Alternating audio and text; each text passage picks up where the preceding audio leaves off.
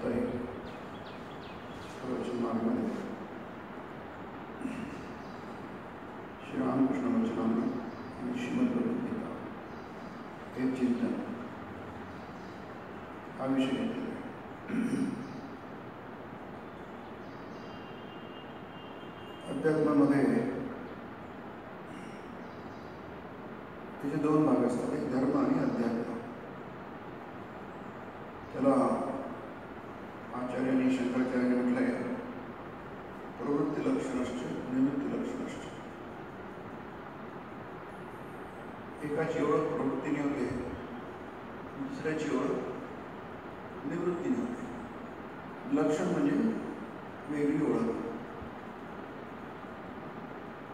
नेहमीपेक्षा. ही जी लक्षण आहे ही प्रवृत्ती लक्षण निवृत्ती लक्षण दोन्हीनी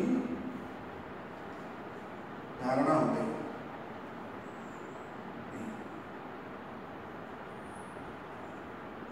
समाजाची स्थिती जी आहे, समाजाची धारणा आहे, समाजाला घडवणं आहे, हे सगळं धर्माच्या माध्यमातून होतं. आणि यासाठी दोन्ही गोष्टी महत्त्वाच्या, प्रवृत्ती आणि निवृत्ती. हे दोन्ही शास्त्रीय गोष्टी आहेत. याचा अर्थ असा की काही गोष्टी आपल्याला प्रत्यक्ष दिसतात, काही गोष्टी दिसत नाही, त्याची आपल्याला कल्पना करायला लागते. जसं निवृत्ती लक्षण आहे आणि प्रवृत्ती लक्षण आहे. धर्माचा हा भाग आपल्याला दिसतो, आपल्या लक्षात येतो. धर्माचं बाह्य स्वरूप आहे ते दिसतं, पण त्याचं फळ काय आहे हे मात्र आपल्याला कळत नाही. जसं धर्म म्हणतो की तुम्ही चांगलं वागा, म्हणजे तुम्ही प्रामाणिकपणे जीवन जगा, खरं जीवन जगा, असत्य आचरण करू नका, खोटं वागू नका. आता खोटं वागू नका, का वागू नका हे धर्म सांगतो. हा झाला उपदेश, खोटं वागू नका. तुमच्या बोलण्यामध्ये, तुमच्या सांगण्यामध्ये, तुमच्या वागणुकीमध्ये, व्यवहारामध्ये, प्रत्येक बाबतीमध्ये सचोटी, ज्याला प्रामाणिकपणा. आता सचोटीने वागा, प्रामाणिकपणाचे दोन भाग होतात. त्याचे फायदे काय, उपयोग काय? सचोटीने न वागून जर मला फायदा होत असेल, तुम्ही सचोटीने वागायचं कशाला, खरं वागायचं कशाला? कारण मला दिसतंय की फायदाच फायदा आहे, लबाडी करून फायदाच फायदा आहे, मग मी लबाडी का नाही करायची? याचं उत्तर कोणत्याही ज्ञानशाखेकडे नाही आहे. त्याचं उत्तर फक्त अध्यात्माकडे आहे. म्हणून का आपण गेल्या वेळी बघितलं ते म्हटलं आहे, हा जो अध्याय वचनामृताचा 19वा, त्यात वाक्य पूर्वजन्मीचे संस्कार मानलेच पाहिजे. आता पूर्वजन्म आला कोण? तुम्हाला दिसतो काय? तो नाही दिसत. तुम्हाला पूर्वजन्मीची कल्पना करावी लागते, तर्काने कल्पना करावी लागते. हा जसा जन्म आहे तसा माझा जन्म असणार, हा जसा जन्म आहे तसा पुढचा जन्म असणार, हा तर्क झाला. जसं एक लहान मुलगा दिसला आपल्याला, एकटा दिसतोय तो, मग आपण काय करतो कल्पना, त्याची आईवडील इथे कुठे असते आजूबाजूला. ते बाळ आहे कुठेतरी उभं आहे, याचा अर्थ त्याचे आईवडील पण आहे. तसंच हा जन्म आहे तर त्याचा पूर्वजन्म पण आहे. मग आम्ही म्हणतो नाही आहे का, आम्हाला काही दिसत नाही, आम्हाला काही दिसत नाही. मग ते कोण सांगणार दिसत नाही? तर धर्म सांगतो, अरे बाबा दिसत नाही, तुमच्याकडे अक्कल आहे की नाही, बुद्धी मेंदू आहे की तुमच्याकडे, तो घाण ठेवला आहे, त्याला आपण म्हणतो लॉजिक, तर्क. शून्यातून कोणती गोष्ट उत्पन्न होत नाही आणि ती शून्यात विलीन होत नाही, हा साधा तर्क आहे. शून्य नावाची गोष्टच नाही आहे. प्रत्येक गोष्टीला आधी असतो, प्रत्येक गोष्टीला अंत असतो, अंतानंतर पुन्हा आधी असतो. तसं बी आहे, बी पेरलं की झाड होतं आणि ते दुसरं बी सोडून जातं, त्याच्यात पुन्हा झाड होतं. हे तुम्हाला दिसतं की नाही? सगळ्या सृष्टीमध्ये हा नियम लागू होतो, तुम्हाला तो नियम लागू होणार नाही. पण तुम्ही तर्क चुकीचा तर्क करता. एकच जन्म आहे, पूर्व काहीच नाही, पुढे काहीच नाही, आता मागे काही नाही. हे काहीतरी तुम्हाला दिसत नाही, कळत नाही म्हणून ती गोष्ट नाही आहे. स्वामीजी याला म्हटलं आहे, तुम्ही काय आजकाल खूप बोलतात ना सायंटिफिक टेम्पर. सायंटिफिक टेम्परचा अर्थ काय होतो? तुमच्या बुद्धीला पटेल ती गोष्ट वैज्ञानिक आहे, नाही पडणार ती गोष्ट अवैज्ञानिक आहे. वैज्ञानिक अवैज्ञानिक म्हणजे काय? तुमची बुद्धी म्हणजे काय? तुमची बुद्धी म्हणजे ती बुद्धी तुम्ही त्याला महत्त्व दिलं आहे, त्याला प्राधान्य दिलं आहे म्हणून तुमची बुद्धी आहे. ती खरी बुद्धी नाही आहे. तुम्ही तुमच्याच बुद्धीला प्रमाण मांडलेलं आहे आणि आपल्याला माहिती आहे आपल्याला अक्कल किती आहे, किती कळतं. विशेष करून सूक्ष्म गोष्टींमध्ये आपल्याला किती कळतं? फारच कमी कळतं. आणि हा जो परलोक आहे त्याच्याविषयी आपल्याला किती कळतं? काहीच कळत नाही आहे. मग आपल्याला ज्यांना कळतं त्यांची मदत घ्यावी लागते. आता तिथे एक पैलू आणखी आहे, आपल्याला पूर्वजन्म म्हणतो. एक ठिकाणी पूर्वजन्माविषयी आपण गेल्यावर याच्यामध्ये बघितलं, ही गोष्ट पण बघितली की तुम्हाला पूर्वजन्म आता आज आठवत नाही आहे, पण तो आठवू शकतो, त्याचं स्मरण होऊ शकतं तुम्हाला. म्हणजे गोष्ट काय अगदीच काही अनुभवाच्या विरहित असं नाही आहे. सायंटिफिक टेम्पर म्हणजे तुम्हाला तो अनुभव घेता येतो गोष्टीचा. प्रयोग आहे, तो प्रयोग तुम्हाला पण करता येतो. विज्ञान म्हणतो, विज्ञान म्हणजे भौतिक विज्ञान किंवा जड विज्ञान. ते खरोखर विज्ञान नव्हे, त्याला भौतिक किंवा जड विज्ञान म्हणायला पाहिजे. आपण चुकीने विज्ञान म्हणतो, ते विज्ञान नव्हे. ते तुम्हाला स्वतःला करून बघता येतं आणि तो प्रयोग तुम्हाला पण करून बघता येतो. तसंच हे तुम्हाला पण तुमच्या पूर्वजन्माचं स्मरण होऊ शकतं. त्याला योगशास्त्रात जाती स्मरत्व म्हटलेलं आहे. जाती म्हणजे जन्म. जाती शब्दाचा आपण काही करतो, कसाही करतो, कसे वागणं तिकडे करतो, तसं नाही आहे. संस्कृतमध्ये जाती म्हणजे जन्म, स्मरत्व म्हणजे तुम्हाला स्मरण होऊ शकतं.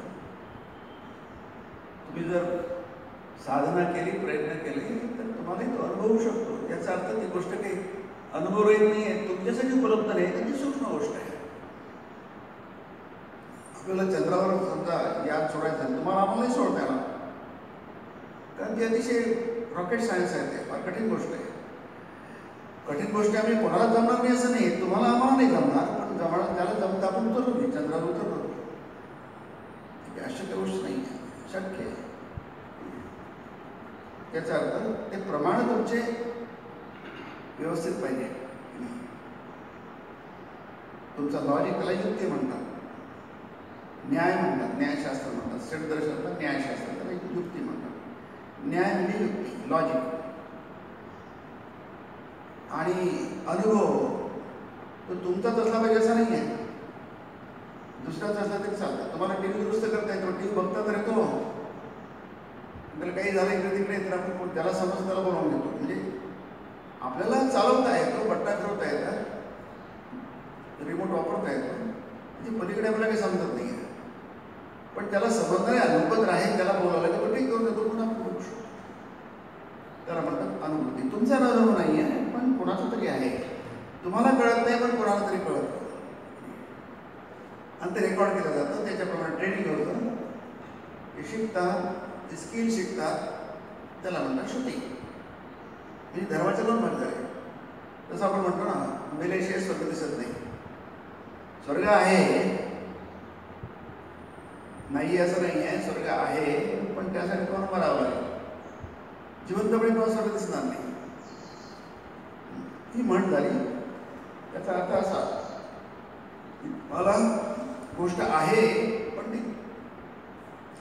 असं तर मला काय कळत नाही. अरे तुम्हाला तेवढं अक्कल नाही आहे ना, ते स्किल तुमच्याकडे नाही, ते ज्ञान नाही, तुम्हाला कळणार तुम्हाला सगळ्या गोष्टी कळतात काय? तुम्हाला काही शारीरिक प्रॉब्लेम झाला तुम्हाला कुठं कळतं? डॉक्टरकडे जाता. कायद्याचं काही तुम्हाला अडचण आली तर तुम्ही वकिलाकडे जाता. तुमचं काही काम म्हटलं तर तुम्ही मंत्र्याकडे जाता.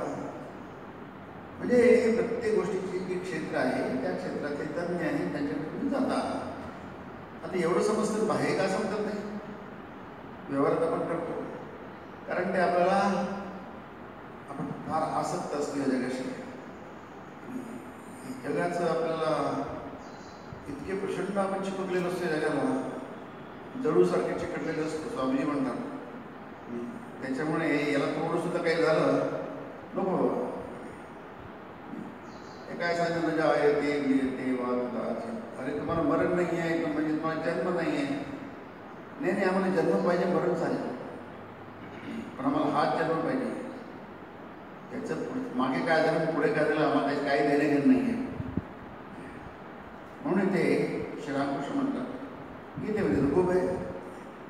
गीतेमध्ये पुनर्जन्माची संकल्पना इतकी स्पष्ट आहे की त्याच्याविषयी आणखी स्पष्ट असू शकत नाही. उपनिषद ज्ञान आहे, ते औपनिषदिक ज्ञान आहे, इतकी स्पष्ट आहे.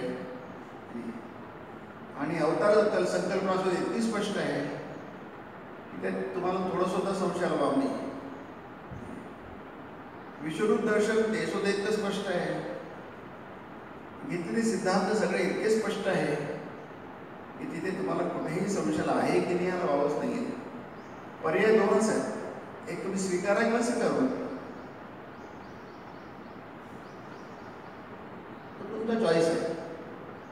तुम्हाला तर मुक्तता आहे, ती मुभा आहे, तुम्हाला ते घ्या किंवा सोडा. ॲट युअर पेरिल म्हणतात इंग्लिशमध्ये. तो नसेल तुम्हाला तुमच्या नाकामधून तुमच्या घशातून होणार आहे. जे नुकसान काय होईल ते तुमचं होईल. औषध तुमच्या घशाखाली गेलं नाही, तुमचं नुकसान होईल आहे. खाल्लं तर तुमचं भलं होईल आहे, एवढंच आहे. आम्हाला औषध घ्यायचंच नाही आहे, आम्हाला ती ट्रीटमेंट नकोच आहे. नकोच आहे तर धोक्याचं आहे ते. ट्रीटमेंट घ्यायला पाहिजे. किती त्रासदायक असेल तरी ती घ्यायला पाहिजे. कारण काय नंतरचा त्रास तुमचा कमी होतो. किती तुम्हाला त्रास होत असला, इतरांना त्रास होता तरी, किती पैसे खर्च होत असले तरी त्याला पर्याय नसतो. कारण आपण पुढचं बघतो. आता गेलं पुढचं सगळं ठीक होऊन जाईल, सरळ होऊन जाईल, मग काही त्रास राहणार. हा त्रास सांगता का? म्हणून हा जो आपण बघतोय त्यामध्ये ही जी संकल्पना आहे अध्यात्माने मांडलेली, ती फक्त संकल्पना नाही आहे तर तो अनुभव आहे. मला पुनर्जन्म दिसत नाही, नंतरचा जन्म दिसत नाही, याचा अर्थ मला दिसलंच पाहिजे, प्रत्येक गोष्ट मला कळलीच पाहिजे असं नसतं. कसं शक्य आहे ते? अनंत ज्ञान आहे, सागरासारखं ज्ञान आहे. मला प्रत्येक गोष्ट कशी कळणार? पण हे अध्यात्म मला कळणं आवश्यक आहे, कारण माझ्या अस्तित्वाचा प्रश्न आहे. मी एकतर अज्ञानी राहिला आहे किंवा मी ज्ञानी झालेलो आहे. मला हे आत्मज्ञान झालं तर मी आत्मज्ञानी होईल आहे. माझे सगळे वर्तमान आणि भविष्यातले प्रश्न एकाच वेळी सुटून जातील. म्हणून गीतेमध्ये फार छान आहे ते 72 श्लोक आहे, दुसऱ्या अध्यायात करतो आपण नेहमीच म्हणतो की नैनां प्राप्य विमुह्यति, येनां प्राप्य विमुह्यति ना. हे प्राप्त झाल्यानंतर तुम्हाला पुन्हा मोह विमोह होणार नाही. म्हणजे तुम्ही सुटले, तुम्ही मूर्खपणातून सुटले, मूर्खपणातून सुटका झाली, त्याला मुक्ती म्हणतात. गीतेमध्ये त्याला ब्राह्मी स्थिती म्हटलंय. तुम्हाला ती ब्रह्मभाव स्थिती प्राप्त झाली की तिथे एक सोडून दुसरं काही नाही स्थिती प्राप्त झाली त्याचं फळ काय आहे? त्याचं फळ दृश्य फळ आहे, तुम्हाला बिंब होणार नाही. मानवी जीवन काय आहे? मानवी जीवन म्हणजे जन्मल्यापासून मरतपर्यंत एकच गोष्ट स्पष्ट आहे, माणूस म्हणजे काय आहे? भ्रमिष्ठ आहे. आणि आपल्याला ते स्वीकारायला थोडं जड जातं. आणि कोणी आपल्याला मूर्ख म्हटलं, महामूर्ख म्हटलं तर आपल्याला फार राग येईल आहे की नाही. म्हणून कोणी म्हणायच्या शेवटी आपण स्वतःच म्हणावं की शास्त्र म्हणत ऐकून घ्या. शास्त्र तेच म्हणतं, मूढ हा म्हणतं की त्यामध्ये किती म्हटलंय, मूढो यमना अभियानादी मामेप्यम परमंप्य. मूढ लोक ते अध्यात्माचं ते जाणतच नाही. मूढ म्हणजे अतिमूर्ख. फक्त जनावरच अतिमूर्ख असतात असं नाही, कारण ती मूढता त्यांची स्वाभाविक आहे. पण जवळपास तशीच माणसाची मूढता पण स्वाभाविक आहे असं शास्त्र म्हणतात. गीता म्हणते तुम्हाला प्रयत्नपूर्वक त्याच्यातून तुमची सुटका करून घ्यावी लागेल. नंबर 1 न विमुह्यति स्थित्वास्यामन्तकालेऽपि. दुसरं म्हणजे ब्रह्मनिर्वाण. तुम्हाला ब्रह्मनिर्वाणाची प्राप्ती करायची. तुम्ही म्हणजे मनुष्यच राहणार, तुम्ही देवता होऊन जा, ब्रह्म होऊन जा. देवता म्हणजे छोटी गोष्ट आहे. तुम्ही ब्रह्म होऊन जाल म्हणजे सगळ्या सृष्टीशी तुम्ही एक रूप होऊन जाल. तुम्ही सागर होऊन जाल. आता बिंदू आहात, तो एक लाट आहे, तरंग आहे. तुम्हाला झाल्यावर तुम्हाला कळेल अरे मी लाट नाही, मी समुद्र आहे. याला म्हणतात ब्राह्मी स्थिती, ब्रह्मज्ञान, आत्मज्ञान, ब्रह्मदर्शन, ईश्वर दर्शन. त्याला काही नाव आहे. जेव्हा लाटेला कळतं ते ज्ञान होतं. कशाने? श्रुती, युक्ती, अनुभूती. 3 प्रमाण आहे. ऐकून, त्याच्यावर मनन करून, तर्क करून, आपली बुद्धी वापरून. आपल्याला बुद्धी आहे ना, प्रत्येकाला मेंदू आहे ना. आपली बुद्धी कशाला वापरायची? कारण ती आपल्याला आत्मसात करायला आपली बुद्धी वापरावी लागते. कोणती गोष्ट औषध तर दुकानात भरपूर आहे, पण ते औषध आपल्या पोटात जायला पाहिजे. नुसतं औषध दुकानात असून चालत नाही. त्याला म्हणतात युक्ती. मग ते झाल्यानंतर अनुभूती. तो अनुभव तुम्हाला गेले, त्यांना झालं तर तुम्हाला अनुभव गेले. त्याला तर आपण सायन्स म्हणतो. डॉक्टर करतात काय? नेमकं काय? डॉक्टरची प्रॅक्टिस म्हणजे काय असते? तीच असते. त्यांनी अशी पेशंट बरेच, या औषधातून बरेच पेशंट बरे केले असतात. तुला 30 लक्षणं आहे का हे औषध तुम्ही बरोबर नसेल, कारण ह्या लक्षणांना ही औषध मी दिली आहे आणि त्यामुळे तो पेशंट बरा आहे, पेशंट बरे झाले आहेत. आजकाल प्रत्येक शाखेमध्ये त्या शाखेचे तज्ज्ञ असतात. हाताचा तज्ज्ञ वेगळा, हाडाचा वेगळा, न्यूरोलॉजीचा वेगळा, ऑन्कोलॉजीचा वेगळा, सगळे वेगळे असतात. मेंदूचा वेगळा, न्यूरोलॉजी वेगळा. असंख्य प्रकारचे आपल्याला ज्ञानशाखा स्पेशलायझेशन झालं आहे. चांगली गोष्ट आहे. बस तसंच आहे ते. पहिले बरेच पेशंट त्या शाखेमध्ये गेले, दुरुस्त केले. कोणी याला सांगितलं हा त्याला माहिती कळलं मला, ते घ्या तुम्ही बरे होऊन जा. तसंच तुम्ही पण बरे होऊन जा. पृच्छती प्राप्नोति. तुम्हाला पण ब्रह्मनिर्वाण प्राप्त होऊन जाईल. म्हणजे लाटेला कळेल अरे मी लाट नाही आहे. लाट नावाची गोष्टच नसते कधी. समुद्राला जो दृश्यभाग असतो वर चालेला, त्याला आपण नाव दिलं आहे लाट म्हणून, कारण त्याला काहीतरी विशिष्ट आकार आहे, रूप आहे, त्याला रूप म्हणतो. आणि त्याला नाव देऊन टाकलं आपण, त्याला एक लेवल चिपकून टाकलं आणि त्याला आपण म्हणायला सुरुवात केली की तू लाट आहेस. आता थोडं जरी आपण डोकं वापरलं, मेंदू वापरला आपल्या देवाने दिलेला, तर काय आपल्याला कळेल की अशी लाट नावाची गोष्ट नसते. तुम्ही त्याचं नाव काढून टाका, त्याचं रूप काढून टाका, मग आहे काय? समुद्र आहे. आपण लाट बघतो आणि लाटच आहे म्हणतो. हे लहान मुलांचं ज्ञान झालं. हे ज्ञानी पुरुषांचं ज्ञान नाही आहे. लहान मुलांसाठी वगैरे तुमचं लाट बघा, लाट हे हरकत काय? पावसाळ्यात खूप मोठ्या लाटा होतात. बघायला आनंद घ्यायला, टाळ्या पेटायला काहीच हरकत नाही आहे. फक्त ते आनंद घेताना विसरू नका की आपण समुद्रच बघतो आहोत. लाट नावाची काही गोष्ट नाही आहे. त्याला ब्राह्मी स्थिती म्हटलंय. हे कळलं तर मग जोपर्यंत ते ज्ञान होत नाही तोपर्यंत तुम्हाला पुन्हा पुन्हा प्रयत्न करायला लागतात. त्यालाच पूर्वजन्म होत आहे. हे या जन्मात जमलं नाही, गेल्याही जन्मात जमलं नाही, याही जन्मात जमत नाही आहे, पुढचा जन्म घ्या, चान्स. तुमचा शेवटचा जन्म आहे, तुम्हाला पुन्हा चान्सच नाही असं नाही. तुम्ही कबरीमध्ये झोपा आणि द डे ऑफ जजमेंट येईल किंवा कयामत का दिन येईल तेव्हा तुमचा न्याय निवाडा होईल. हा अब्राहम लिंकन यांचीही संकल्पना आहे. तुम्हाला एकच जन्म असतो. आपल्या डोक्यावर, मेंदूवर, आता तरुणांवर, सगळ्या पूर्ण याच्यावर इतका प्रभाव पडला आहे त्या तत्वांचा. चूक आहे की बरोबर आहे त्याची आपल्याला काही देणं नाही आहे, पण इतक्या लॉजिकल कल्पना आपल्या आहे त्या पारखलेल्या हजारो वर्षांपासून त्याचा विचार झालेला आहे. अत्यंत बुद्धिमान लोकांनी त्याचा विचार केला आहे. अत्यंत सचोटीच्या लोकांनी म्हणूया आपण, त्यांचं कॅरेक्टर खूप हाय होतं. आणखी किती हाय असणार. रामाचं, कृष्णाचं आपण त्याची पूजा का करतो? ते आध्यात्मिक पुरुष होते, आध्यात्मिक राजा, तर राजर्षी म्हटलं आहे. असे हजारो संत होऊन गेले, आपल्याकडे महापुरुष होऊन गेले, कारण ते चारित्र्यवान होते. चारित्र्यवान म्हणजे नुसते नीतिमान नव्हते, तर ते आध्यात्मिक चारित्र्यवान होते. त्यांची नीतिमत्ता प्रसवली होती ही आत्मज्ञान, पुस्तक वाचून नव्हे, आत्मज्ञान.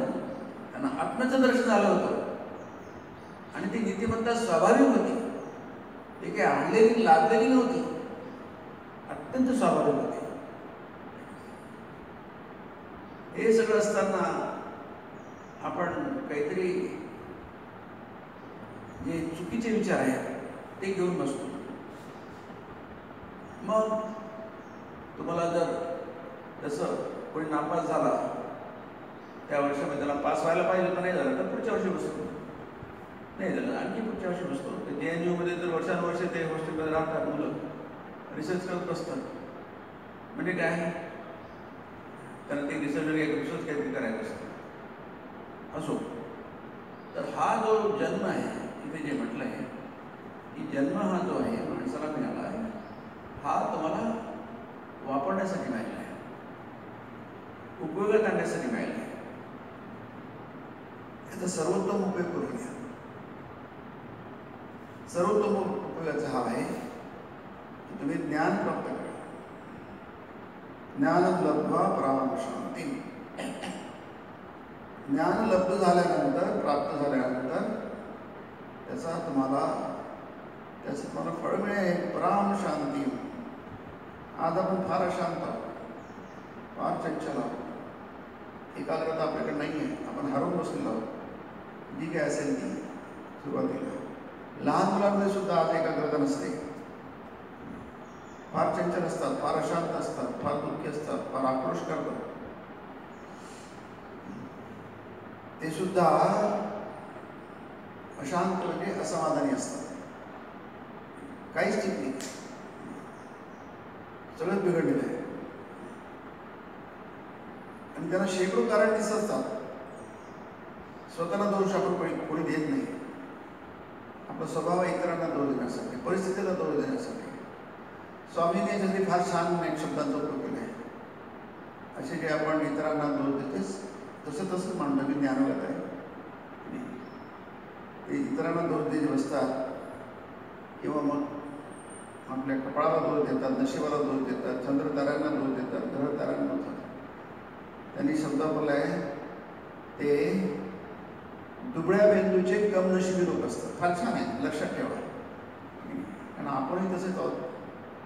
त्यांनी सांगले दुबळ्या मेंदूचे, त्यांचा मेंदू दुबळा आहे म्हणून इतरांना दोष देतात की आमच्या दुर्दैवाला हे सगळे समाज आणि हजारो वर्ष त्याचं ते कारण आहे. अरे वा, तुम्ही काही कारण नाही, सगळा समाज आमच्या विरुद्ध होता, आम्हाला इत्यादी इत्यादी मसलच माहिती आहे. आम्हाला पिळवून केलं, आम्हाला टाचेखाली ठेवलं, पायाखाली ठेवलं वगैरे वगैरे. एका विशिष्ट मर्यादेपर्यंत ठीक आहे असं म्हणू शकतो, पण ते हा विचार करणं म्हणजे आपलं मागे सरणं आहे. आपली आध्यात्मिक प्रगतीच्या दृष्टीने आपण मागे सरतोय, मागे जातोय. दुबळ्या मेंदूचे कम नशिबी लोक आहेत. अरे तुमचं नशीब तुमच्या हातात आहे की तुम्हाला कोण म्हणू शकतं? असं कसं शक्य आहे? असं कसं शक्य आहे? सगळी सृष्टी तुम्हाला मदत करायला तयार आहे. तुमचं संपूर्ण जग, संपूर्ण कला आहे. त्यामध्ये कायनात म्हणतात इस्लामिक थिओलॉजीमध्ये. आपण त्यांना प्रकृती म्हणतो. प्रकृती चांगला शब्द आहे, करेक्ट शब्द आहे.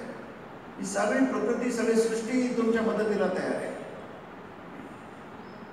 ती तुम्ही तिचे स्वामी आहात. तुमचा तो हक्क आहे. पण आपल्याला सगळं निगेटिव्ह शिकवलं जातं. आपण जबाबदार नाही, इतर जबाबदार आहे. याचं कारण असं की आपल्याकडे सशक्त सुदृढ असं तत्वज्ञान नाही आहे. त्याचा आपण उपयोग करू शकत नाही. आपण त्याला बाजूला ठेवलेलं आहे. पण हे जे विचार आहेत ना, इथे जे कहाणी आपण गेल्या वेळी बघितली आहे ती, आता याचे अर्थ आपल्याला परंपरेप्रमाणेच काढावे लागतील. पारंपरिक पद्धतीनेच काढायला पाहिजे. गीतेचा अर्थ पारंपरिक पद्धतीनेच करायला पाहिजे. शास्त्राचा अर्थ पारंपरिक पद्धतीने, त्याला शास्त्रीय पद्धत म्हणतात, त्याला सायंटिफिक म्हणतात. सायंटिफिक म्हणजे शास्त्रीय पद्धतीनेच करायला पाहिजे. शास्त्रम प्रमाणम ते अर्जुन म्हणतो. अर्जुना, तुझ्यासाठी ते म्हणजे तुझ्यासाठी, म्हणजे सगळ्यांसाठी, तुमच्यासाठी. प्रमाण म्हणजे शास्त्रच आहे, दुसरं काही नाही. त्याला सायंटिफिक म्हणतात. सायंटिफिक टेम्पर वगैरे काय असतात, काहीतरी विचार न करता आपण काहीतरी कोणते तरी शब्द कसेही वापरतो गबाळेपणाने.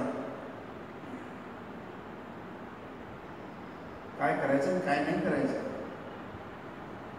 समोर जायचं की मागे जायचं, हे कोण सांगणार तुम्हाला? कार्य व्यवस्थित हो, याची निश्चिती कोण करणार? म्हणून अर्जुना, शास्त्र प्रमाणंते कार्य व्यवस्थित. म्हणून तुला शास्त्र काय म्हणते जाणून घे. ज्ञात्वा शास्त्र विधानोत्तम. शास्त्राचं विधान काय आहे?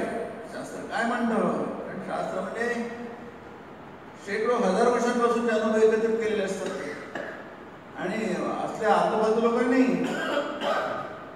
महान लोकांनी, ज्यांना काहीतरी कळतं, ज्यांचं काही चारित्र्यवान आहे, आपलं हित कळतं, जगाचं हित पण ज्यांना कळतं कशाने, अशा लोकांचे अनुभव आहेत. ते कर्म कर्तुम या म्हणजे या जगामध्ये, म्हणजे या सन्मुक्त लोकांमध्ये काय करायला पाहिजे, काय करायला नको, हे कसं ठरवणार? आपण गोंधळून जातो. म्हणजे बरेच लोक येतात, अरे म्हणतात तू काय करता असं. प्रत्येक गोष्ट शास्त्राच्या डोळ्यांनी बघायला. एक थोडासा विषयांतर होईल आहे. मी महाभारत अगदी कधीतरी पडलं लहानपणी माझ्या हातामध्ये, आणि वाचण्याची थोडीफार आवड होती. देवाच्या दयेने वाचत होते, परत वाचत गेलं. त्यावेळी वाचलं मी महाभारत. विशेष रामायण पण आहे, पण महाभारताचा उल्लेख होतो. महाभारत वेगळ्या प्रकारचा ग्रंथ आहे. रामायण वेगळं आहे, महाभारत वेगळं आहे. तर ते करता करता त्याचे पात्र आहेत, बरेचसे पात्र आहेत, खूप मोठे मोठे पात्र आहेत. दुश्मन, द्रोण, कृप यासारखे, पांडव आहेत, युधिष्ठिर, भीम, अर्जुन वगैरे, धृतराष्ट्र आहे इकडे, कुंती, द्रौपदी आहे, संजय, विदुर आहे. फार मोठे मोठे पात्र आहेत. स्वामींनी म्हटलंय की रामायणात महाभारतामध्ये जे आदर्श दिले आहेत तिथपर्यंत पोहोचायला जगाला अजूनही शेकडो वर्ष लागतील. इतके महत्वाचे ग्रंथ आहेत ते. आता आपण याच्याकडे येऊया. त्या काळामध्ये मला जे पात्र खूपच म्हणजे अगदी शुभ्र असं म्हणूया, पण नंतर वेदांताच्या पृष्ठभूमीवर वेदांत आणि उपनिषद, गीता, रामकृष्ण विवेकानंद हे वाचल्यानंतर आज माझ्या त्या पात्राविषयी कल्पना पूर्णपणे वेगळ्या आहे. आज मी तसा विचार नाही करत. त्याचं कारण काय? आपण शास्त्राच्या आधाराने ते बघतोय. आता मग काय, महाभारतामध्ये वेदांत नाही आहे, महाभारतामध्ये शास्त्र नाही आहे, पण वय कमी असल्यामुळे, मला थोडं काही माहिती असल्यामुळे आपण भारावून जातो. मी खूप भारावून जायचो. हा विश्वमध्ये तुम्ही पण सगळ्यांना अजूनही मला आहे. असं नाही की मी ते पात्रांचे काही अवमूल्यन करतोय, नाही तसं नाही. युधिष्ठिर फार श्रेष्ठ. पण आता मला कळतंय कोण कोणाची जागा कुठे आहे. प्रत्येकाची पायरी असते ना. 20 पायऱ्या म्हणजे 20 पायऱ्या 20 ठिकाणी असतात ना. खालची पायरी एकदम नसते, खालची पायरी खालीच असते, वरची पायरी वरच असते, मधल्या पायऱ्यामध्येच असतात. कोणी आपली पायरी सोडत नसते. त्याचं मूल्य करणं कसं करणार तुम्ही? विधान उत्तम शास्त्र, विधान शास्त्र काय म्हणते त्याच्यातून बघा. आपण बघत नाही.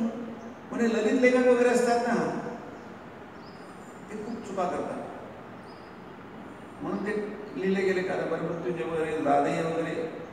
आणि खूप खूप दुर्योधनाने काय वाईट केलं, काय चूक केलं, त्याचं काय चुकलं इंग्लिशमध्ये पुस्तक असं काही केली गेलं ते बरोबरच केलं. मग ते चूक आहे की बरोबर आहे, विषयांतर आहे. बरोबर आहे की चूक आहे कसं ठरवणार? यासाठी कसोटी असते. कोणत्याही गोष्टीसाठी मापदंड असतो, स्केलपट्टी असते. दोन्हीच आहे, 2 इंच आहे स्केल आता मोजा, 2 इंच आहे की 3 इंच आहे की 2.5 इंच आहे. तो मापदंड म्हणतो लागला. त्या दंडाने मापलं जातं त्याला मापदंड म्हणतात. हा मापदंड आपण प्रत्येक वेळी वापरतो. भाजी चांगली झाली की नाही झाली, 10 लोक म्हणतात चांगली झाली की चांगली झाली. हा मापदंड आपण नेहमी वापरतो. तसंच इथे पण मापदंड वापरतो. मग तेव्हा आपण हा मापदंड कसा वापरायचा? तो वेदांचा शास्त्राचा वापरायचा. व्यासांना काय म्हणायचं आहे महाभारताच्या पात्रांविषयी? म्हणून ते व्यासाने म्हटलंय तसे बोले. त्यांनी 3 सांगितलंय. तसं ह्या सगळ्या त्याला अरिष्ट शब्द म्हटलाय. अरिष्ट जेवढं संकट कोसळलं महाभारतामध्ये, एवढा मोठा महाभारत म्हणजे भारत युद्ध. भारत युद्ध झालं त्यालाच महाभारत म्हणतो. एवढं प्रचंड हानी झाली. त्याच्या मुळाशी काय आहे? तस्य बोले धृतराष्ट्र म्हणजे त्या मुळाशी काय आहे? काय सुंदर आहे बघा. कोणी त्याला लक्षात देत नाही. तेच मुख्य आहे. तस्य बोले धृतराष्ट्र मनीषी. हा धृतराष्ट्र वेडा, अमनीषी म्हणजे अविचारी, विचार न करणारा असा तो आहे. त्याच्या मुळाशी दुर्योधन मन्युमयो महा. हा दुर्योधनासारखा माजला महावृक्ष. दुर्योधनो मन्युमयो महाद्रुमः. इतका माजलेला महावृक्ष आहे. हा आला कुठून? त्याला माजू कोणी दिलं? याला माजू दिलं ते वाटलं. म्हणून ते महाभारताने त्याला तुला जबाबदार धरलं जाईल आहे. युधिष्ठिराला जबाबदार आपल्या धृतराष्ट्राला जबाबदार झाले एवढ्या हानीसाठी. दुसरं पण जबाबदार झालं कर्णस्कंदा. कर्णाच्या खांद्यावर सगळा महावृक्ष पापी माजला सगळा. दुर्योधन माजला कसा? कर्णाने त्याला माजवलं. मग कर्णही महावृक्षाचा भाग आहे. त्याला खांदा म्हटलंय म्हणजे खोड म्हटलंय. खोडाच्या आधार संपुरुष महाभारत म्हणते. अनुप्रमाणे का पर्व बघा तुम्ही. कोणाच्या दृष्टीतून बघाल तुम्ही? तसे प्रमाण ते व्यासांचं प्रमाण आहे. म्हणून ते युधिष्ठिरो धर्ममयो महाद्रुमः असं म्हटलंय. युधिष्ठिरा धर्ममय महाद्रुमय तुलना केली आहे. त्याच्या मुळाशी काय आहे? त्याच्या मुळाशी म्हटलंय ब्राह्मण, वेदा आणि कृष्ण असं म्हटलंय. 3 गोष्टी त्यांनी केल्या. एक ज्ञानी आहे, सच्चरित्र आहे त्यांचं. त्यांनी त्यासाठीच आपलं जीवन खपवलेलं आहे. बाकीच्या गोष्टी त्यांनी बाजूला सारलेल्या आहेत. तपस्वी जीवन आहे त्यांचं. फक्त एकच आहे की समाजाला कसं शुद्ध करायचं. दुर्योधनाने सगळ्या कुरुकुळाला अशुद्ध करून टाकलं. धृतराष्ट्राने संपूर्ण कुरुकुळाला अशुद्ध करून टाकलं. आणि त्याला सहाय्य कोणी केलं? भीष्मांनी, द्रोणांनी, कर्णांनी, अश्वत्थामांनी, कृपाचार्यांनी. ते तसे नाही आहे. ते महान आहे. पण कृतकारिता अनुभवता असं योग तुम्ही तर स्वतः केलं, करून घेतलं तर त्याला अनुमोदन केलं. क्रोध लोभ मोहपूर्वका तुम्ही रागाने केलं, मोहाने केलं, लोभाने केलं, त्याचं फळ एकच आहे. असं म्हणणं की आम्ही नाही केलं, तुम्ही पाहिलं ना, तर नरवदन केलं ना, मग त्याचं फळ एकच आहे. कृतकारितानुभवतिता. तुम्ही स्वतःच करायला पाहिजे असं नाही आहे. आपण करून घेतलं, कोणाकडे खूप करून घेतला म्हणजे तुम्हीच केलेला आहे. तो करून घेतला म्हणजे तुम्ही शूटर गेला, ते घेतला कोणाला तरी पैसे दिले आणि ती गोष्ट, वाईट गोष्ट करून घेतली, तुम्ही घेतली आहे. कायद्याप्रमाणे तुम्हीच केलेली आहे ती. करून घेतली म्हणजे काय, तुम्हीच केलेली आहे ती. कृतकारितानुभवतिता. तितके जबाबदार पांडव पण आहेत. युधिष्ठिर पण तेवढा जबाबदार आहे, तेवढा जबाबदार अर्जुन पण आहे. म्हणून अर्जुनाला किती शिवाय दिले युद्ध याच्यामध्ये. लय मास नव्हता पाळत नाही तर पद्धती. अर्जुनाची किती कानवाडणी केली आहे भगवंतांनी. पहिल्याच अध्यायात आहे. त्याचं कारण काय आहे? अर्जुनाचा महात्मस्य अर्जुनस्य महात्मा, महात्माही म्हटलंय संजयाने. महात्मा होताच अर्जुन, महात्मा होता. परंतु कारितानुमोदिता, तुमच्यामुळे जर हे घडलं, अघटित घडलं, तर त्याला तुम्ही जबाबदार. एवढं महाभारत घडलं, युद्ध घडलं, कोणामुळे याचं जर आपण विश्लेषण केलं, मूल्यमापन केलं, कसं घडलं हे, त्याच्या मुळाशी आहे. आता ते जसं म्हणतात ना, ते वेद प्रमाण आहे, ते विषय निघाला, विषयांतर केलं मी. ते प्रमाण आहे. प्रमाण कोण आहे? सच्चरित्र लोक समाजातले, महान जे समाजाकडे आदर्शवत असतात, चारित्र्यवान असतात, तेच घेऊन जगतात, आदर्श घेऊन जगतात. सर्वोच्च आदर्श घेऊन, स्वामी म्हणतात सर्वोच्च आदर्श तुमच्या डोळ्यासमोर ठेवा.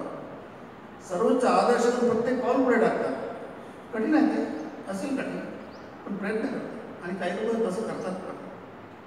वेदा म्हणजे ते अनुभूती अशा हजारो लोकांनी केलं आहे ते. त्यांच्या अनुभूतीला वेद म्हणतात. आणि कृष्ण अवतार पुरुष आहे. सगळ्यांच्या वरती हा देव प्रत्यक्ष ब्रह्म मनुष्य रूप घेऊन आलाय, शरीर धारण केलंय मनुष्याचं. ते मनुष्य रूप धारण केलं, तो माणूस. हे 3 प्रमाण दिले महाभारतामध्ये. त्याप्रमाणे तुम्ही सगळं बघा. म्हणून कृष्णाचं बरंच मोठं कार्य आहे. खूप मोठा माणूस होतो, प्रचंड बुद्धिमत्ता होती. त्याच्या बुद्धीतील मोजमाप जगाला करताच येणार नाही. स्वामी म्हणतात तशी बुद्धी पुन्हा जगाला बघायलाच मिळणार नाही. प्रचंड बुद्धी म्हणजे सगळे लोक, ती बुद्धी तुमची ऐकूवाली, हा ऐकूवाली बुद्धी नाही ती. तशी बुद्धिवान लोक असतात. दुर्योधनाची बुद्धी कमी नव्हती, धृतराष्ट्राची बुद्धी कमी नव्हती. तिकडे कूटनीती आहे महाभारतामध्ये, त्याची बुद्धी प्रचंड होती. रावणाला कमी बुद्धी नव्हती, ती बुद्धी त्या अभिप्रेत नाही आहे. सच्चरित्र माणसं, हे फक्त सगळ्यांचं हितच, त्याला बुद्धी म्हणतात. प्रचंड बुद्धी आहे, बुद्धिवान माणसं. हा देश बुद्धिवान लोकांचा आहे. व्यास बुद्धिवान होते, विशाल बुद्ध आहे. कृष्ण हे नावातले लोक, विवेकानंद, ज्ञानेश्वर महाराज, याचं बुद्धिवान म्हणून आपल्या डोळ्यासमोर पटकन येतं. पण हे नुसतेच बुद्धिमान नाही, चारित्र्यवान महान लोक आहेत, ज्ञानी लोक आहेत, आत्मज्ञानी लोक आहेत, ब्रह्मदर्शन झालेले लोक आहेत, संत आहे. ते बुद्धिमान म्हणून कुठे येतात? पण ते महाबुद्धिमान आहे. रामकृष्ण बघा, विवेकानंद बुद्धिमान आपल्याला माहिती आहे, कारण ते तसे बरेचसे प्रसंग आहेत आणि ते आपल्या कल्पनेच्या बाहेरची बुद्धी येते. रामकृष्णाविषयी आपण त्यांना बुद्धिमान म्हणू द्या, पण ती बुद्धिमत्ता इतकी अद्भुत आहे की तुम्हाला त्याच्या शोधल्याशिवाय सापडणार नाही. कारण काय, बुद्धिमत्ता ती अशा प्रकारे प्रकट झाली आहे की तुम्हाला त्याचं कळणारच नाही की ती बुद्धिमत्ता. माताजी बघा, ठाकूरांचं जाऊ द्या, ठाकूरांमध्ये सही करता येत असेल तर माताजीला ती पण करता येत नसेल, असं तसं तुलना म्हणून घ्या. पण ती काय प्रचंड बुद्धिमत्ता आहे, पण ती बुद्धिमत्ता वेगळ्या प्रकारची आहे. की तुम्हालाही बुद्धिमान माणसाला सुद्धा तुम्हाला विचार करायला भाग पडेल आणि त्यांचं ऐकणं भाग पडेल. आपण बुद्धिमान माणसांचं ऐकतो ना, की वेड्या लोकांचं ऐकतो. आपण ज्याला कळतं, ज्याला बुद्धिमान, ज्याला कळतं त्याला बुद्धिमान म्हणतो. मग आपण यांचं ऐकायचं, कारण ते बुद्धिमान आहे म्हणून ऐकते. कृष्णाचं कशाला ऐकायचं? कारण कृष्ण बुद्धिमान आहे म्हणून ऐकते. म्हणून आपण हा विषयांतर थोडं संपवू इथे. तर कृष्णाने प्रचंड बुद्धिमत्ता, प्रचंड ते पूर्ण इथून महाभारत या टोकापासून त्या टोकापर्यंत कृष्ण आहे. 18 दिवस महाभारताच्या पूर्ण कृष्ण पसरलाय. युद्ध कृष्णाचं युद्ध होतं. तो फक्त अर्जुनाचा सारथी नव्हता. संपूर्ण युद्ध त्याच्या बोटाच्या इशाऱ्यावर नसतं व्हायला. ते सगळ्यांनाच माहीत होतं. ते दुर्योधनाला माहीत होतं. तुम्ही ऐकत नाही ना कशाला? किती तडजोड केली तरी तुम्ही ऐकायला तयार नाही. तुमचा हट्ट सोडायला तयार नाही. 5 गावं द्या तेही ऐकायला तयार नाही. सुईच्या टोकावर जमीन नाही तेवढी सुद्धा तुम्ही तडजोड करायला तयार नाही. तुम्ही सुईच्या टोकावर जमीन तेवढी सुद्धा जमीन देणार नाही. अच्छा असं आहे ना? मग आता तुम्हाला दाखवतो. तुम्ही थोडं सुद्धा न्याय करायला तयार नाही ना. थोडी सुद्धा तुमच्याकडे माणुसकी नाही आहे. असंच ना. एकदा ठीक झालं. 18 अक्षोणी सगळे संग्राम भूमीवर आले. मग माता कृष्णाने सगळे सूत्र आपल्या हातात घेतले. सुंदर आहे मानव, वंडरफुल आहे. आणि मग आता कसं युद्ध होईल मी ठरवणार. आता मी ठरवणार. आता तुमच्या हातात गेलं. तुम्हाला इतक्या संधी दिल्या, इतके चान्सेस, इतक्या ऑपॉर्च्युनिटी दिल्या आणि तुम्ही आपले मूर्खासारखेच वागत आहात. आपला मूर्खपणा थोडा सुद्धा सोडायला तयार नाही आहे. ठीक आहे, आता मी हे कृष्ण, हा कृष्ण आहे. याला म्हणतात कृष्णाची बुद्धिमत्ता. नाही ती बुद्धिमत्ता परित्राणाय साधूना विनाशाय दुष्कृता. जे वाईट लोक आहेत, वाईट लोकांना मदत करणार आहेत त्यांना संपवा. तोच न्याय आहे. तेच बरोबर आहे. तेच चूक आहे, चूक नाही आहे. तेच खरं आहे, तेच सत्य आहे. म्हणून सत्यमेव जयते असं आहे. ते सत्य आहे म्हणून ते माया शब्द वापरलाय. दुर्योधनाला झापलं जेव्हा शेवटी गुरु बघायल्यानंतर कृष्णाने माया शब्द, माया म्हणजे कपट, भ्रम, पुष्कळ तरी माया शब्द. वेदांमध्ये तर 40-50 माया शब्द, गीतेमध्येच किती शब्द आले, 10-15 शब्द आले गीतेमध्ये माया शब्द. माया म्हणजे कपट. जी गोष्ट जशी नाही तशी तुम्हाला दिसते. कृत्रिम फुल तुम्हाला खऱ्या फुलासारखं वाटतं, ते माया आहे. मी तुम्हाला भ्रम उत्पन्न होतं आणि मग म्हणतो मी केलंय की युद्ध कपटानेच केलंय, पण ते कपट नाही आहे, ते चांगल्यासाठी. त्यांनी परित्राण साधू, सज्जनांचं परित्राण होईल आणि विनाशाय दुष्कृता, दुष्कर्म करणाऱ्या लोकांचा विनाश होईल.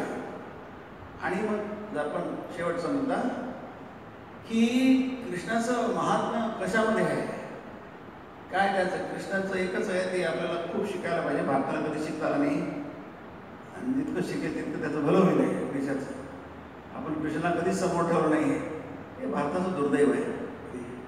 एवढा महादेश, एवढा महापुरुष कृष्णासारखा, पण आपल्याला ते काही जमलं नाही, बसलं नाही कृष्ण आपल्याला. कृष्णाचे खूपसे गुण आहेत, खूपसे त्यांनी कार्य केलं आहे. पण एक थोडंसं एकच याच्यात सांगायचं झालं म्हणजे कृष्णाने प्रत्येकाला त्याची जागा दाखवली. महाभारताचं प्रत्येकाला, मला सगळ्यात मोठं म्हणजे जसं म्हटलं ना की महाभारत वाचता लहानपणापासून ते आता ते उपनिषदाच्या पृष्ठभूमीवर, वेदांच्या, गीतेच्या पृष्ठभूमीवर, या विशेष करून विवेकानंदांच्या पृष्ठभूमीवर वाचलं तर तुम्हाला कळतं की कृष्णाचं महात्म्य काय आहे. किंवा या महाभारताचं जे पुरुष आहेत सगळे, महापुरुष म्हणजे व्यक्ती अर्थाने, त्यातलं कोण कोणत्या पायरी उभं आहे हे तुम्हाला तंतोतंत जर बघायचं असेल तर कृष्णाच्या त्या अनुक्रमणिका पर्वामध्ये वेदा ब्राह्मणा कृष्णा असं म्हणत आहे. याच्या मुळाशी मूळ कोणते ध्येय आहेत आणि त्यातून तुम्हाला पारख करावं लागेल. गोष्ट बरोबर आहे.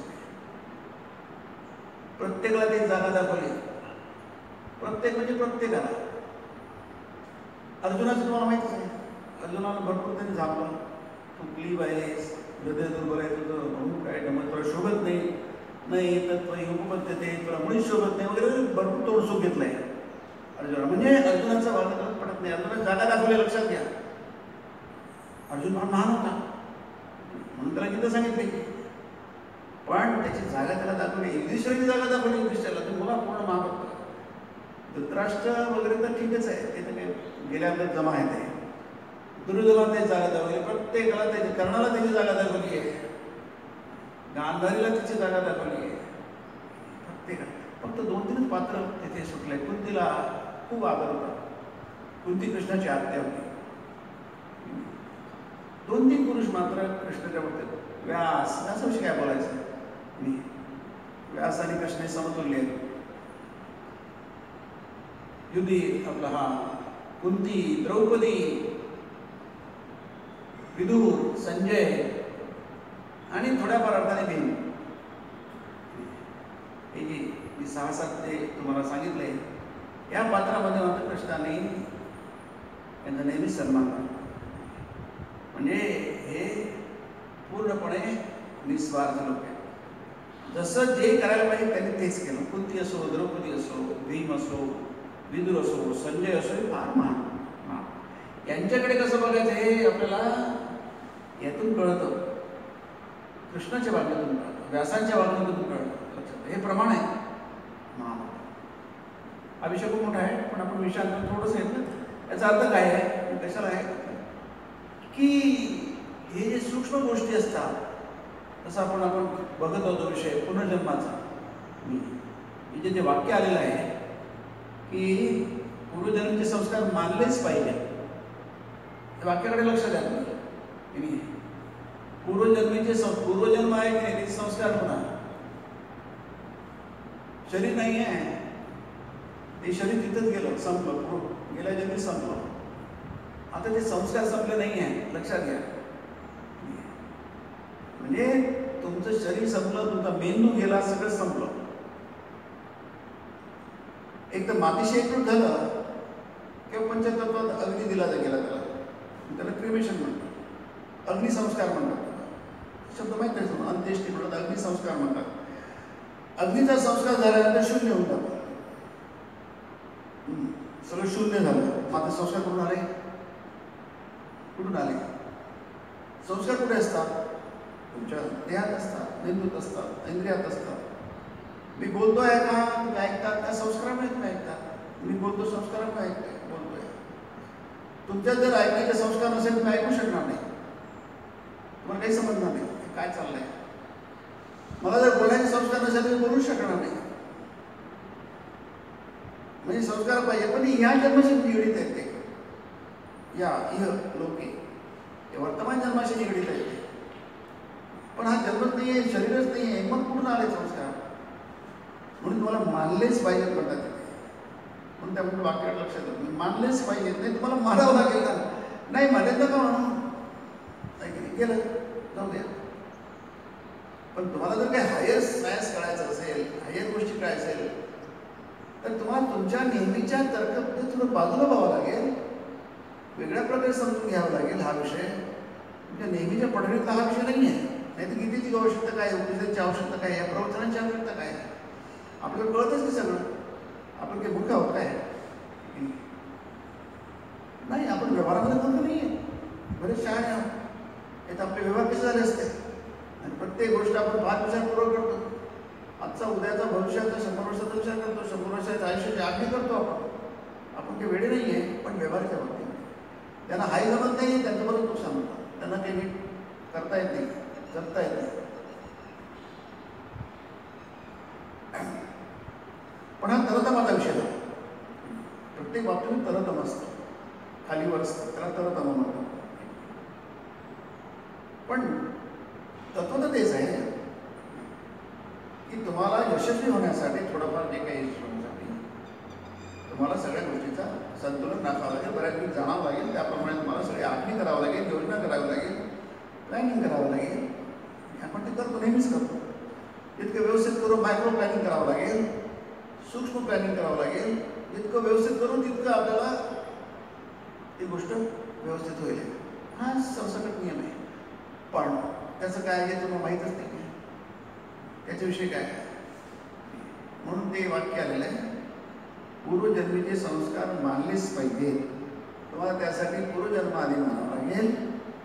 बहुनी व्यतीतानी जन्मानी तव चार्जुना.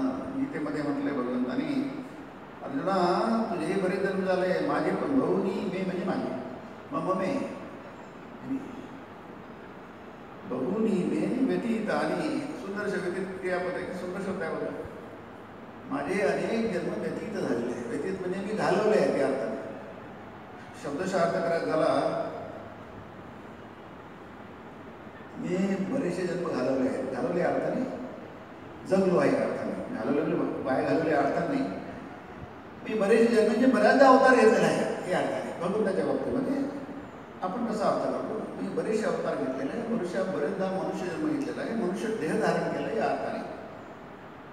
तवच अर्जुन, अरे तुझे पण तसंच झालंय. मीच फक्त नाही, तुझं पण तसंच आहे. तुझं पण झालंय. म्हणजे हे ज्ञान कुठे आहे, कोणाला आहे? तुम्हाला आहे, मला आहे, अर्जुनाला नाही, कोणाला नाही आहे. ते ज्ञान कृष्णाचे म्हणतो तर त्याच्यातून सृष्ट होणार.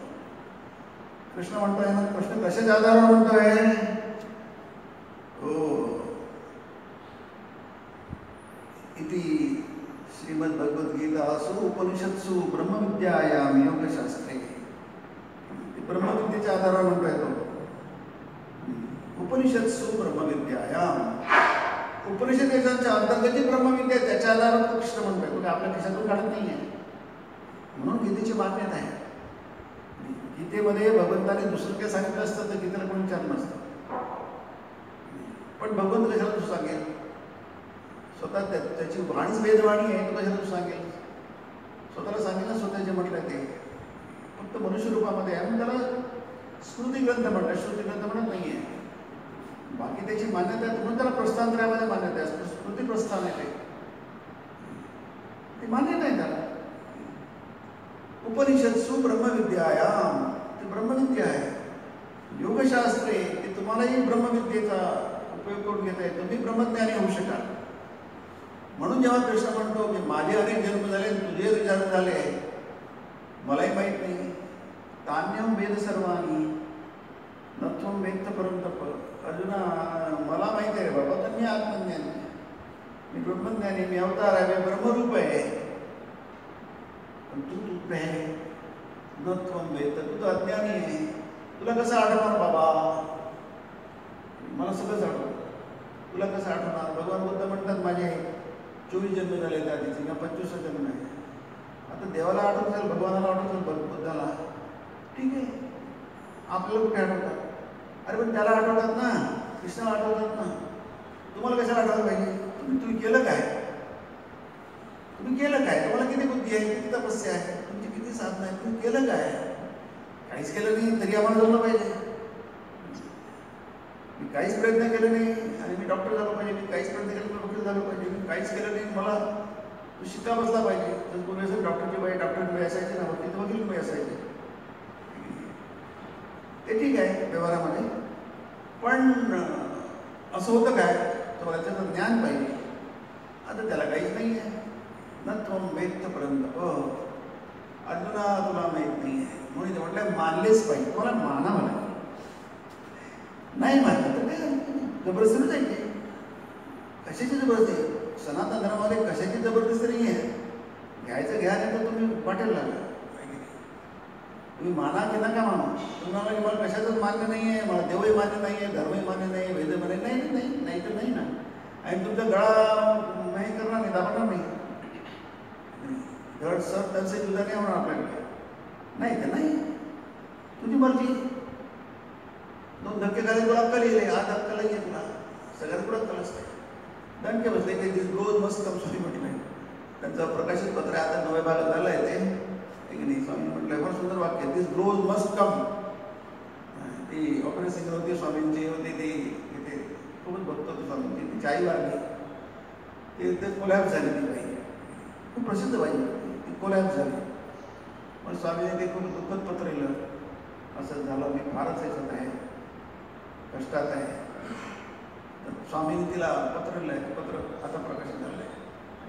त्यातलं एक वाक्य आहे की दीज ब्लोज मस्ट कम. सांत्वना ही सांत्वना पण काही शब्द वापरावं लागतात, पण ही पण सांत्वना आहे. These blows must come. हे धक्के तुम्हाला मिळाले पाहिजे, तरच तुमची थोडीशी गुंगी आहे ना, सुस्ती आहे, जडता आहे, तमोगुण आहे. या थोडं चांगला आपण इकडे ओळख नाही म्हणजे तमोगुण, जडत आहे, आळस आहे, भौतिक आळस आहे. आपला मेंदू सुस्त आहे, तो जागरूक मेंदू नाही आहे आपला. म्हणून तर आपण कृष्णाचं कौतुक करतो. तो अलर्ट मेंदू होता. ज्ञानेश्वर किती एक त्याचा अलर्ट मेंदू आहे, जागरूक मेंदू आहे. व्यासांचं काय बोलायचं आहे, विवेकानंदाजवळ सतत जागरूक मेंदू आहे. 40 वर्षामध्ये एवढं जग घालवतात म्हणजे काय गंमत आहे का ती? मेंदू जागरूक मेंदू आहे. आपण किती सुस्त आहोत. या मेंदूने काय करणार तुम्ही?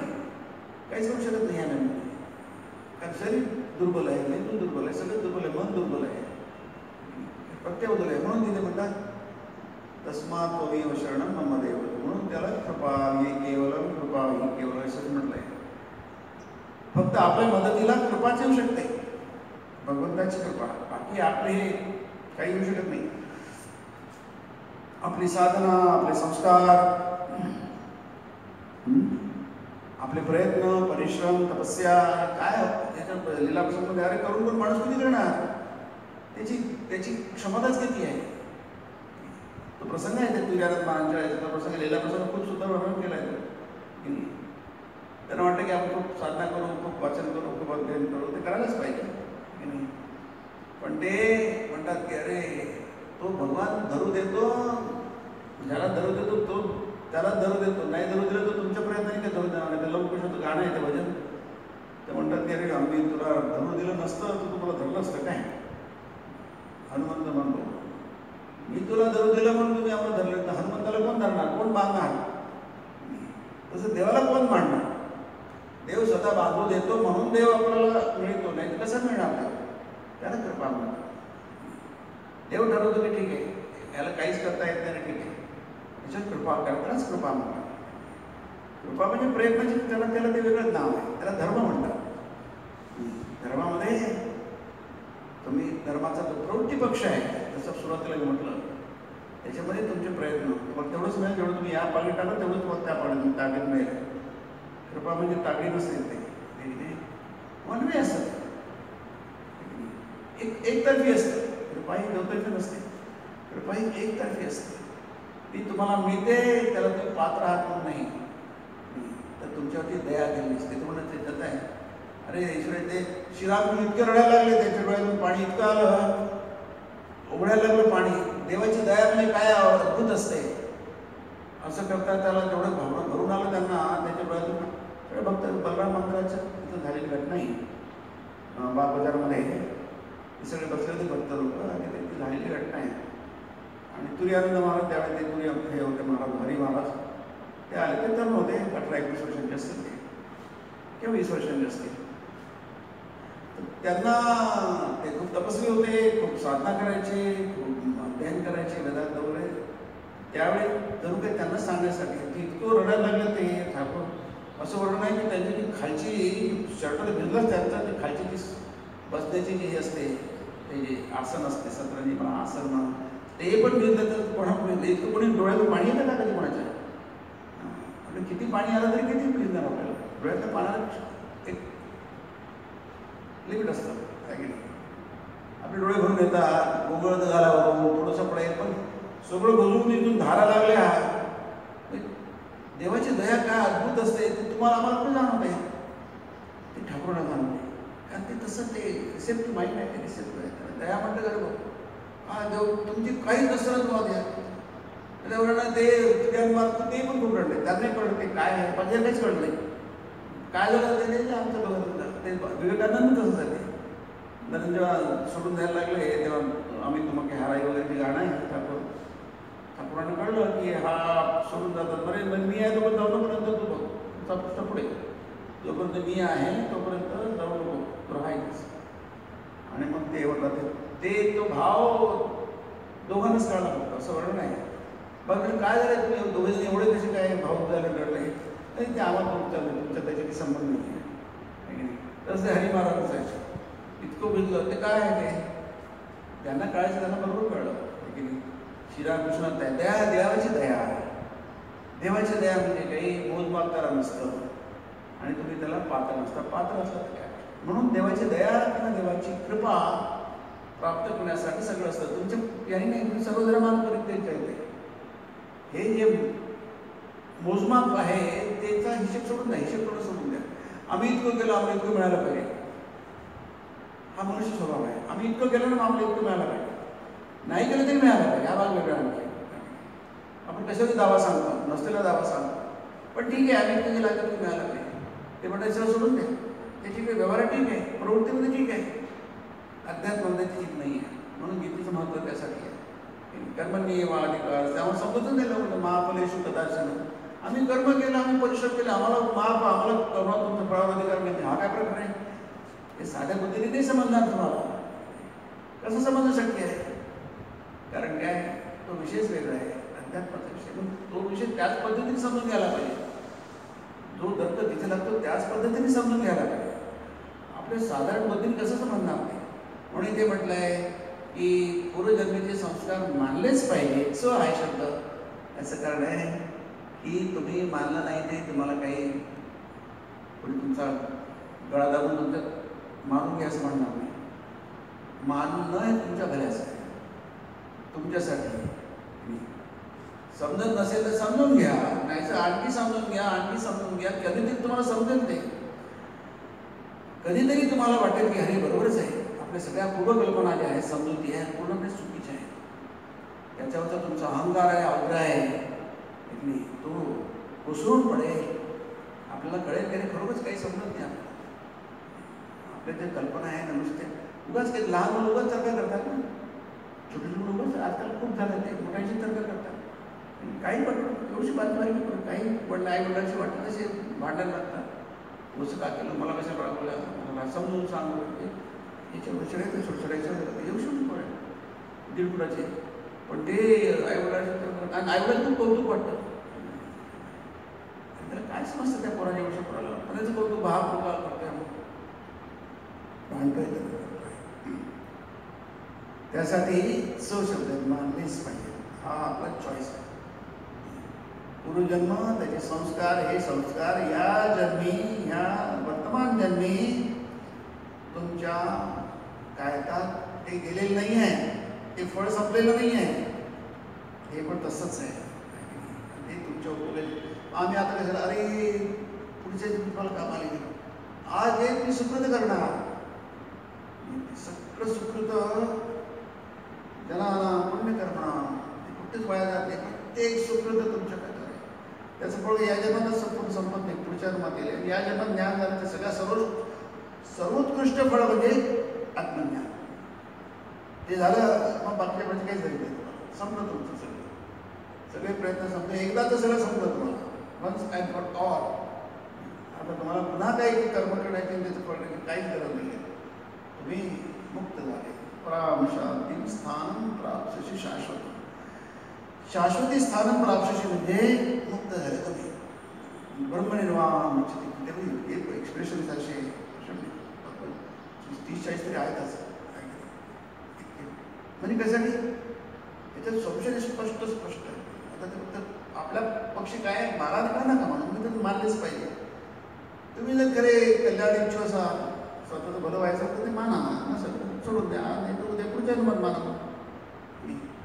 परत बरीच मुभा आहे सनातन धर्म, बरीच धमकी मिळाली की माणूस मानायला सुरू होतं. तोपर्यंत आमचं कोण लिहिलं होतं? दुर्योधनाची मांडणी फुटल्यानंतर त्याला अक्कल आली काय नाही आली त्याला? तो आणखी तमोगुणी होता, प्रचंड तमोगुणी होता. तो त्यावेळी सुद्धा कृष्णाला दोष देतोय, तूच कपट केलं म्हणून. तेव्हा त्याला असे लोक असतात, पराकोटीचे प्रयत्न असतात, ते कधीच शहाणे होते. त्याचं उदाहरण दुर्योधन धृतराष्ट्र आहे. धृतराष्ट्र कधीच म्हणत नाही तुमचं माझं काही चुकलंच नाही, माझ्या पोराचाच अधिकार. शेवटी सुद्धा असं म्हणतो बघा, वनात जातो तिथे म्हणतात माझा पोरगा माझ्या. गांधी म्हणते इथं झाला आता वनात झाल्या तर तू माझा पोरगा त्याच्या सुटतच नाही. ते गांधी म्हणते वेळा झाला का माझा नवरा, अशी गांधारी म्हणते. गांधीला थोडी अक्कल होती, थोडीशी विचारली होती नाही. पण हा म्हणजे धृतराष्ट्र मनीषी महाभारतमध्ये हा अविचारी म्हणजे मूर्ख धृतराष्ट्र. या गोष्टी याच तरी समजून घेतल्या पाहिजे, शास्त्राप्रमाणे समजून घेतल्या. विचार